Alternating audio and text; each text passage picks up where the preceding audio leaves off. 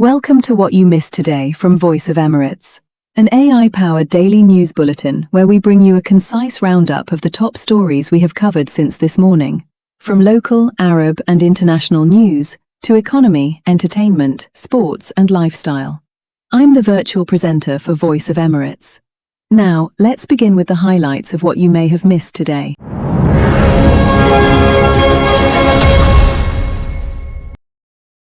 The U.S. military has disabled a Panama-flagged cargo ship in the Gulf of Oman after accusing it of attempting to breach the American blockade on Iranian ports. U.S. Central Command said the Villanova ignored repeated warnings while heading toward Iran, prompting a Navy MH-60 helicopter to fire 2 Hellfire missiles into its engine room. The strike stopped the vessel from continuing its journey, while reports said all 17 crew members were safe. The incident marks a fresh escalation around the strategic waterways leading to the Strait of Hormuz.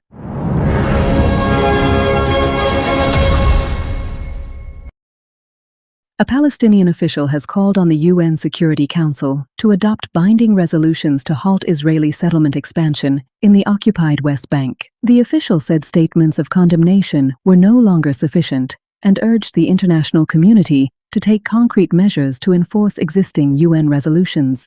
The appeal comes amid continued settlement construction, land confiscations, and displacement, which Palestinian officials warn are creating new realities on the ground and undermining prospects for an independent Palestinian state and a two-state solution.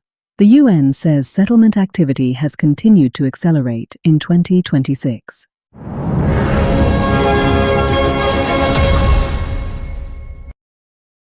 The Libyan National Army has described the assassination of its military intelligence chief, Major General Fawzi al-Mansouri, as a terrorist attempt to destabilize the country.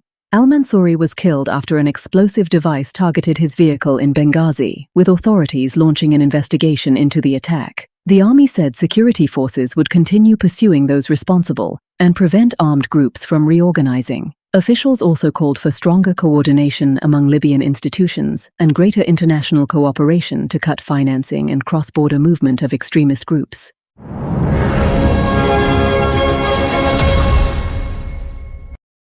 And from the political news, Egypt is intensifying operations against cross-border arms smuggling networks as authorities strengthen security along strategic border and desert routes. In the latest operation in Aswan, the armed forces said they foiled 2 smuggling attempts, seizing 24 weapons and 49,211 rounds of ammunition, alongside RPG shells and other contraband.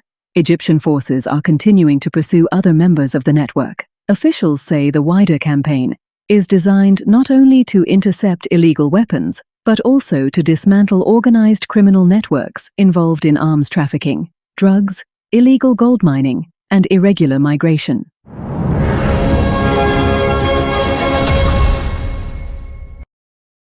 Qatar says negotiations between Oman and Iran over security and navigation arrangements in the Strait of Hormuz have reached an advanced and critical stage. Foreign Ministry spokesperson Majid al-Ansari said Doha has received positive signals from both sides and is supporting diplomatic efforts to reopen the strategic waterway as quickly as possible. Qatar stressed that any agreement should guarantee safe and free international navigation, while preventing the strait from being used as a tool of political pressure amid continuing regional tensions.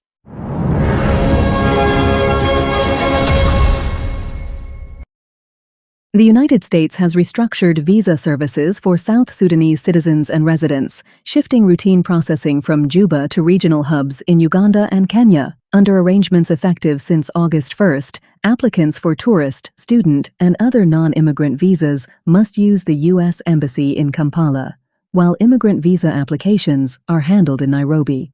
Washington says the restructuring aims to strengthen security screening and improve efficiency, although applicants now face additional travel and accommodation costs.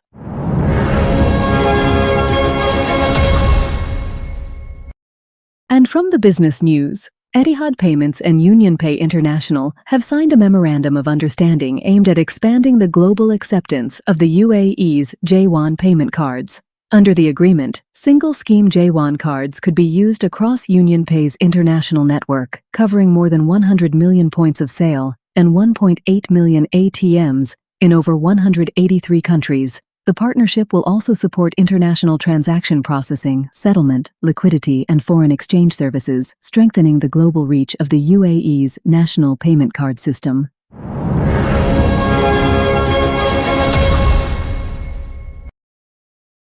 UAE district cooling company Tabreed reported a net profit of approximately 192 million dirhams for the first half of 2026, down around 30% year-on-year, mainly due to higher financing costs and expenses. Revenue, however, increased 2% to 1.13 billion dirhams, while connected capacity rose 15% to 1.58 million refrigeration tons.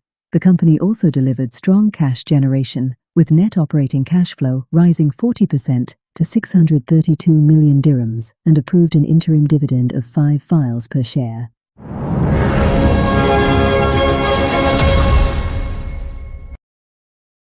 Chinese companies have strengthened their dominance of the humanoid robotics market, accounting for more than 97% of global shipments in the first half of 2026. Worldwide shipments reached approximately 19,100 units, more than triple the level recorded a year earlier.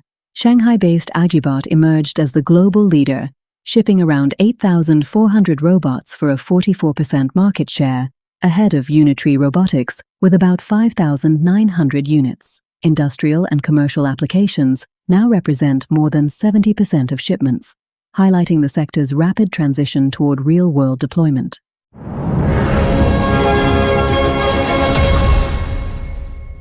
And what you might missed from the art and entertainment news: Tunisian star Latifa is celebrating the success of her latest album, Shibhi Bil Milli, after its songs topped Anghami's most streamed charts across 7 Arab countries: Egypt, Saudi Arabia, Kuwait, Qatar, Tunisia, Libya, and Oman. The achievement coincides with the release of 6 new tracks, bringing the number of songs released from the album to 8 out of 13. Several tracks have also gained strong engagement on social media and appeared among the most viewed music videos on YouTube Egypt.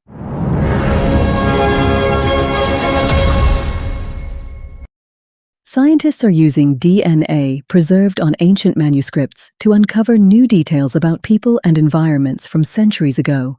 Researchers analyze microscopic biological traces left on pages through human contact and handling, turning historical documents into unexpected sources of genetic information. The technique can reveal clues about the people who touched the manuscripts, the animals used to produce parchment, and even plant material from surrounding environments. Researchers say combining genetics with archaeology and history could uncover evidence that traditional examination of written texts cannot provide.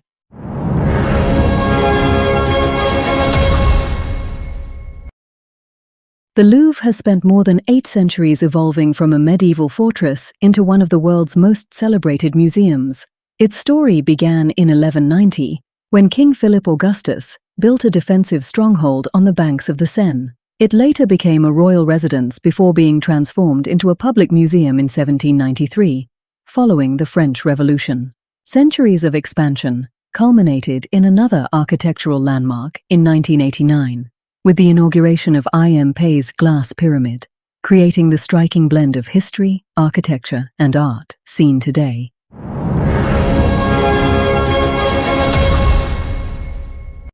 We conclude our roundup with the top sports news stories you might have missed. Former Croatia coach Zlatko Dalic has revealed that he has reached an agreement to become the new head coach of the UAE national football team, succeeding Kosmin Olaroyu.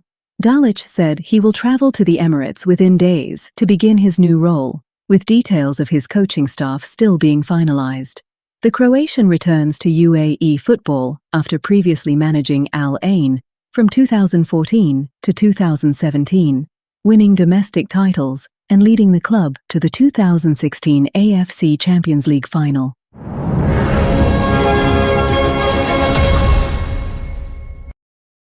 Saudi Arabia's Al Ittihad secured their place in the next stage of the AFC Champions League elite after a commanding 4-1 victory over UAE side Al Jazeera in Tuesday's preliminary round clash.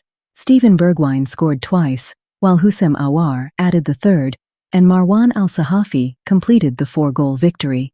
Brazilian Vinicius Melo scored Al Jazeera's only goal. The result sends Al Ittihad through to the continental competition, while ending Al Jazeera's hopes of advancing from the qualifier.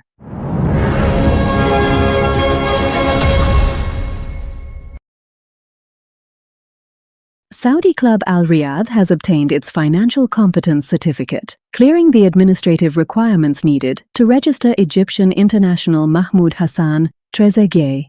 Reports said the 31-year-old winger had already signed his contract after leaving Al Ahly by mutual agreement and joining Al Riyadh on a free transfer. The Saudi club subsequently officially announced Trezeguet's signing, opening a new chapter in his career after spells in England, Turkey, Belgium, and Qatar.